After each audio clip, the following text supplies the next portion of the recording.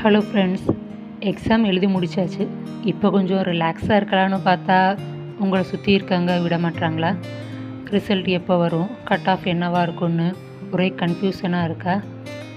Relax. நீங்கள் ஒரு பெரிய மாரத்தான் ஓடி முடிச்சிருக்கீங்க. இப்போ உங்களுக்கு தேவை ஒரு ரெஸ்ட்டு தான், கன்ஃபியூஷன் கிடையாது. நாங்கள் ரிலாக்ஸாக இருக்கணும்னு தான் நினைக்கிறோம். ஆனால் சுற்றி இருக்கிற ஃப்ரெண்ட்ஸ் இல்லை ரிலேட்டிவ்ஸ் யாராவது ஏதாவது ஒரு கொஸ்டின் கேட்டுக்கிட்டே இருக்காங்க. அப்படின்னா இந்த 3 ஸ்டெப்ஸை ஃபாலோ பண்ணுங்கள், நீங்கள் ரிலாக்ஸாக இருக்கலாம். First, cut off.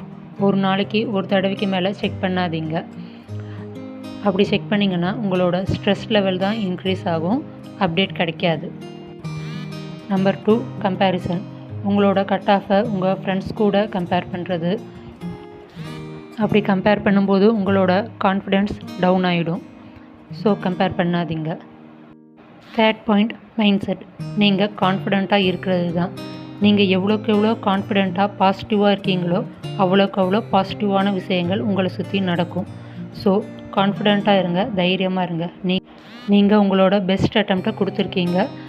ஸோ ஃபோக்கஸ்டாக இருங்க, கான்ஃபிடெண்ட்டாக இருங்க அண்ட் ரிலாக்ஸாக இருங்க. Keep smiling. அண்ட் இந்த வீடியோ பிடிச்சிருந்தா லைக் பண்ணுங்கள், உங்கள் ஃப்ரெண்ட்ஸுக்கு ஷேர் பண்ணுங்கள்.